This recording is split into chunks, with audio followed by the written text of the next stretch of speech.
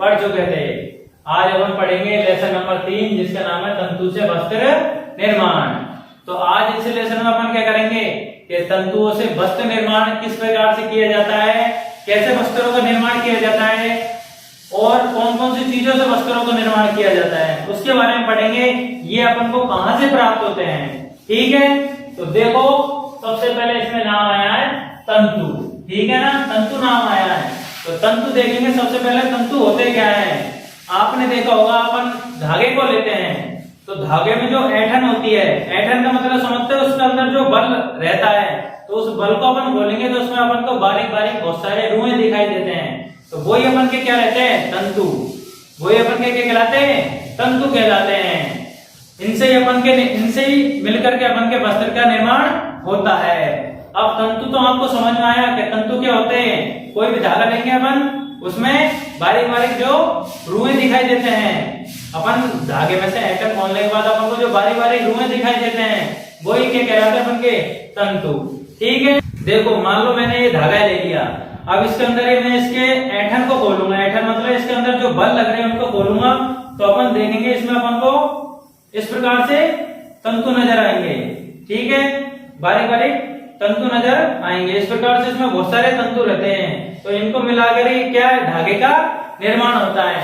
अब अपन पढ़ते हैं तंतु के बारे में, ये कितने प्रकार के होते हैं। तो इनको देखो तंतु है अपन के 2 प्रकार के होते हैं। तंतु कितने प्रकार के होते हैं अपन के, 2 प्रकार के होते हैं तंतु। पहला होता है प्राकृतिक तंतु, ठीक है, पहला होता है प्राकृतिक तंतु और दूसरा होता है अपन के संश्लेषित तंतु, ठीक है, संश्लेषित तंतु। इसको अपन कृत्रिम तंतु भी बोल सकते हैं, ठीक है, इसको अपन कृत्रिम तंतु भी बोल सकते हैं। अब अपन इनकी परिभाषाओं पे आए तो परिभाषा में देखेंगे प्राकृतिक तंतु क्या होते हैं। जैसा कि अपन को नाम से पता लग रहा है कि प्राकृतिक मतलब प्रकृति से प्राप्त होगा, और प्रकृति से किससे प्राप्त होगा, या तो अपन को वो प्राप्त होंगे पादप से या जंतु से, ठीक है, इन दोनों से प्राप्त होंगे। तो प्राकृतिक तंतु क्या परिभाषा हुई कि वे तंतु जिनको पादपों या जंतुओं से प्राप्त किया जाता हो प्राकृतिक तंतु कहलाते हैं। अब ये तंतु कौन कौन से होते हैं, देखो अपन देखेंगे जो पादपों से प्राप्त होते हैं, पादप से जो तंतु प्राप्त होते हैं, ठीक है, उनको देखेंगे। पादप तंतु से प्राप्त होते हैं, एक तो है अपन की रुई, दूसरी है अपन की जूट या पटसन, ठीक है। पादपों से तो अपन रुई और या जूट या पटसन को प्राप्त करते हैं, और जंतुओं से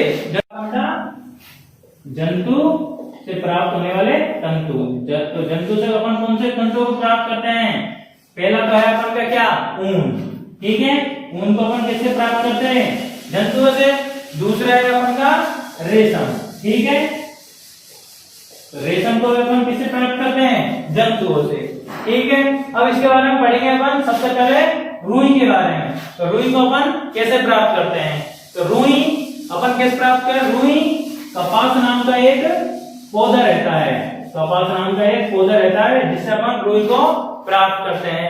कपास की खेती की जाती है, रुई के कपास के पौधे उगाए जाते हैं, पौधे बड़े हो जाते हैं, पौधे में फल आते हैं, और ये फल क्या है, फल जब पक जाते हैं तो ये टूटकर बाहर निकलने लग जाते हैं, जिससे अपन को रुई प्राप्त होती है, ठीक है। जो कपास के फल रहते हैं उन्हें अपन कहते हैं कपास गोलक। कपास में जो फल आते हैं उन्हें अपन क्या कहते हैं, कपास गोलक। और इनसे अपन को क्या प्राप्त होती है, रुई प्राप्त होती है।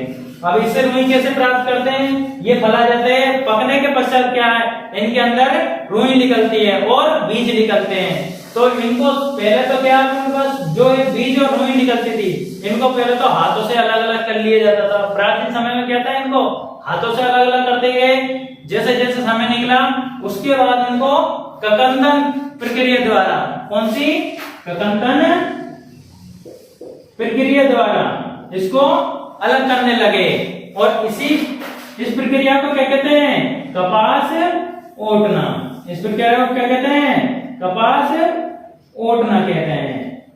जैसे जैसे समय बीतता गया इसको कतरन द्वारा अलग करने लगे और इस प्रक्रिया का कहते हैं कपास ओटना। ठीक है, अपन को पहला था तंतु प्राप्त हो गया रुई से। ठीक है, इसके बाद आते हैं अपना जूट या पटसन। तो जूट या पटसन से कैसे प्राप्त करते हैं अपन? देखो इसमें भी वही है, जूट के पौधे लगाए जाते हैं, जूट के पौधे या पादप रहते हैं, उनको उगाया जाता है, खेती की जाती है। और जो जूट के रहते हैं जूट में से तंतु को कैसे प्राप्त करते हैं?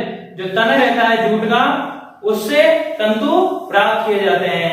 अब इन तंतुओं को कैसे प्राप्त करते हैं? तने से जूट के पौधे उगाए जाते हैं, ये पौधे बड़े हो जाते हैं, बड़े होने पुष्पन अवस्था में, पुष्पन अवस्था मतलब जब इसमें पुष्प आने लग जाते हैं पौधे में, तो इनको काट लिया जाता है और इनको पानी के अंदर गला दिया जाता है। जब इनका तना गल जाता है तो इनमें से क्या है?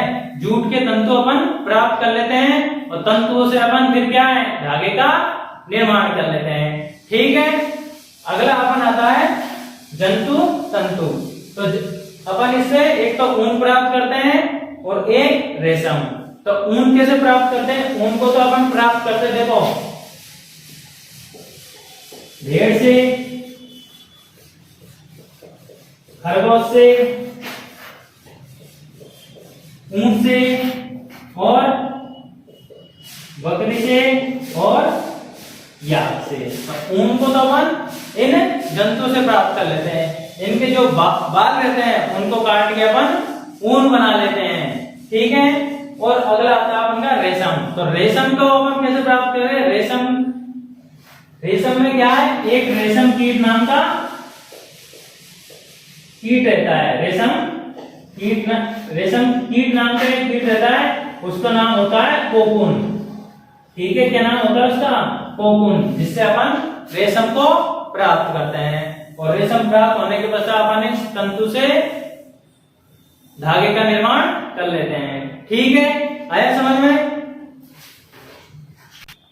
अब हम इसके बारे में पढ़ेंगे। अगला है संश्लिष्ट तंतु या कृत्रिम तंतु। इसकी परिभाषा के बाद बात करें तो संश्लिष्ट कृत्रिम मतलब ये मानव निर्मित होगा। कृत्रिम का मतलब क्या होता है? मानव निर्मित। इसकी परिभाषा क्या है?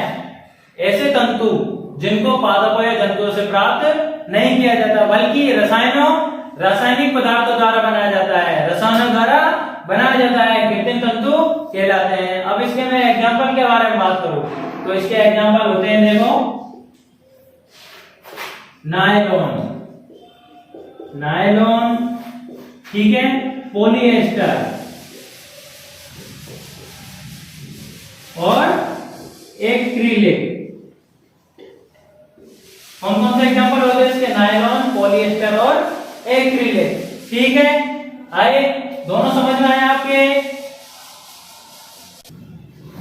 जैसा कि अपन पढ़ रहे थे तंतु से वस्त्र निर्माण। तो तंतु से वस्त्र निर्माण की प्रक्रिया में क्या है? सबसे पहले तो अपन को क्या चाहिए? तंतु प्राप्त होने के बाद अपन तंतु से क्या बनाएंगे?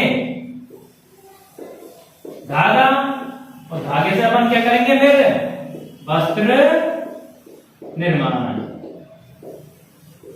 तो अपन को इन चीजों के लिए कौन कौन सी विधि काम में ली जाती है इसके बारे में पढ़ेंगे। अब अपन को तंतु तो अपन को प्राप्त हो गया, और तंतु से अपन क्या बनाएंगे? धागा। ठीक है, तंतु से अपन अब क्या बनाएंगे? धागा। इसके लिए कौन सी विधि काम में ली जाती है? देखो आगे अपन पढ़ेंगे अब कि धागा कैसे बनाएंगे अपन। सबसे पहले तो अपन क्या लेंगे? तंतु ले लेंगे। ठीक है, तंतुओं को क्या करेंगे अपन? फिर कताई की जाती है इनकी। कताई क्या होता है? कताई का होता है अर्थ, कताई का अर्थ होता है कि तंतुओं से धागे का निर्माण करना ही क्या कहलाता है? कताई। ठीक है, कताई का अर्थ मतलब आया समझ में? कताई क्या होता है? तंतुओं से धागे का निर्माण ही क्या कहलाता है? कताई। ठीक है, अब अपन तंतुओं से धागे का निर्माण कर लेंगे। किसकी सहायता से? कताई की सहायता से। अपन को धागा बन गया अपन का। तो धागा बनने के पश्चात अपन फिर क्या करेंगे? वस्त्र का निर्माण। ठीक है, अब अपन ने तंतु से तो कताई की सहायता से धागे का निर्माण कर लिया। अब ये धागे कैसे बनाए जाते हैं अपन, इसके लिए अपन के दो युक्ति काम में ली जाती है। पहली युक्ति तो है अपन की हस्त तकुआ, ठीक है, हस्त तकुआ, जिसे अपन क्या बोलते हैं, तकली भी बोलते हैं, ठीक है, जिसे अपन क्या बोलते हैं, तकली। और दूसरा अपन के काम में लिया जाता है चरखा, ठीक है, क्या काम में लिया जाता है, चरखा। इन दोनों के द्वारा अपन कताई की सहायता से धागे का निर्माण करता है। चरखा, चरखा तो नाम सुन रखा होगा आपने, जो ये वही है जो गांधी जी चलाया करते हैं, चरखा देखा भी होगा आपने। तो जब हमारा देश आजाद नहीं हुआ था तो उससे पहले क्या है, अपन विदेशी वस्त्रों को पहनते थे। तो विदेशी वस्त्रों का बहिष्कार करने के लिए सरकार ने क्या है, खादी को बढ़ावा देने के लिए 1956 में एक संगठन का निर्माण किया, जिसे खादी एवं ग्रामोद्योग आयोग कहते हैं। इसमें बहुत बड़े पैमाने पे खादी का निर्माण किया जाने लगा, ठीक है। अब अपन ने तंतु से धागे के निर्माण कर लिया, अब धागे से अपन पढ़ेंगे वस्त्र का निर्माण। तो वस्त्र का निर्माण कैसे करते हैं, वस्त्र का निर्माण करने के लिए अपन के दो विधि काम में ली जाती है। पहली विधि है बुनाई और दूसरी विधि है बंधाई। तो इसमें अपन पहली विधि के बारे में पढ़ेंगे, बुनाई। तो बुनाई विधि में क्या है, अपन के दो प्रकार से काम में ली जाती है बुनाई विधि। जब अपन बुनाई विधि दो प्रकार से काम में ली जाती है अपन के, पहली है निटिंग और दूसरी है वीविंग, ठीक है। अब ये दोनों विधियों में क्या अंतर है, सबसे पहले अपन ले लेते हैं निटिंग में तो क्या किया जाता है, वस्त्र के एक सेट को लेकर बुनाई की जाती है। वस्त्र के एक सेट को लेकर अपन क्या करते हैं, बुनाई करते हैं। किससे, एक सेट से लेके, ठीक है, धागे के एक सेट को लेकर बुनाई की जाती है। जैसा कि आपने देखा होगा स्वेटर में धागे का एक सेट लिया जाता है और उससे बुनाई की जाती है। बाई चांस अगर उसमें से स्वेटर में से एक धागा निकाल ले तो वो पूरा निकलता चल जाता है, पूरा वस्त्र खराब हो जाता है। जबकि वीविंग में क्या होता है, वीविंग में अपन बुनाई करते हैं, वीविंग में बुनाई करते हैं। तो इसमें क्या होता है, धागे के दो सेट लिए जाते हैं।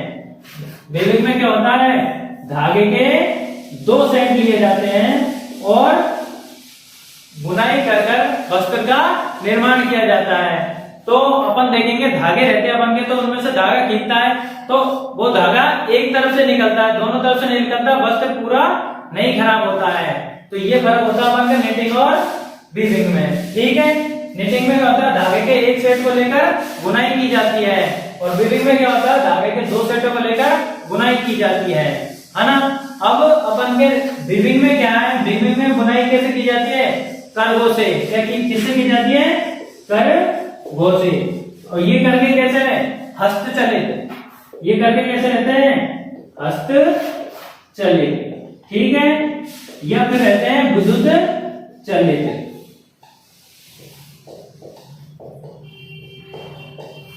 हस्तचलित का मतलब तो क्या है, हाथ से चलाए जाते हैं, और विद्युत चलित का मतलब क्या है, विद्युत से चलाए जाते हैं, ठीक है। आया समझ में। अपन पढ़ेंगे वस्त्र सामग्री का इतिहास। तो वस्त्र अपन देखेंगे कि प्राचीन काल में अपन के वस्त्र चलते थे क्या, नहीं चलते थे। तो प्राचीन काल में अपन क्या काम में लेते थे, पेड़ पौधे, पत्तियों की छाल, बड़े पत्ते और जंतुओं की चमड़ी। इसके पश्चात कृषि समुदाय का विकास हुआ। तो घास टहनियों को बुनकर क्या है, चटाई टोकरियां बनाई जाने लगी और लताओं और ऊन की ऐंठन, मतलब लता और ऊन में बल देकर लंबी लड़ियां बनाई जाने लगी और इन लंबी लड़ियों को बुनकर वस्त्र तैयार किए जाने लगे। फिर बाद में क्या हुआ, एक प्राकृतिक तंतु होता है फ्लेक्स पादप, जो फ्लेक्स पादप है, जो एक प्राकृतिक तंतु है। और ये तंतु प्राचीन मिस्र में वस्त्र निर्माण के काम आने लगा। वस्त्र निर्माण किन से होने लगा प्राचीन मिस्र में, रुई और फ्लेक्स की कृषि से। ये कहां पर किए जाने लगा, नील नदी के तटवर्ती क्षेत्रों, मतलब नील नदी के आसपास के क्षेत्रों में। फिर इसके पश्चात क्या हुआ कि सुई का आविष्कार हुआ। सुई का आविष्कार हुआ तो इससे अपन क्या करने लगे, कपड़ों की सिलाई। और कपड़ों की सिलाई होने लग गई तो फिर अपन के क्या है, विभिन्न प्रकार के अपन वस्त्र बनाने लगे। जैसा आप देखते हो कि अपन विभिन्न प्रकार के वस्त्र बनाते हैं। सर्दी में अलग पड़ते हैं स्वेटर, मफलर वगैरह, टोपे। गर्मी में अलग पड़ते हैं अपन के पैंट, जींस। तो सभी अपन के वस्त्र है, विभिन्न प्रकार के वस्त्र है। लेडीज अलग वस्त्र पहनती है और जेंट्स अलग पहनते हैं। ठीक है बच्चों, अगर आपको वीडियो अच्छा लगा हो तो वीडियो को लाइक करें, चैनल को सब्सक्राइब करें और चैनल के बगल में बेल आइकन को दबाएं, जिससे आपको अगले वीडियो की नोटिफिकेशन प्राप्त हो। और अगर आपको इसमें कोई दिक्कत आई हो वीडियो में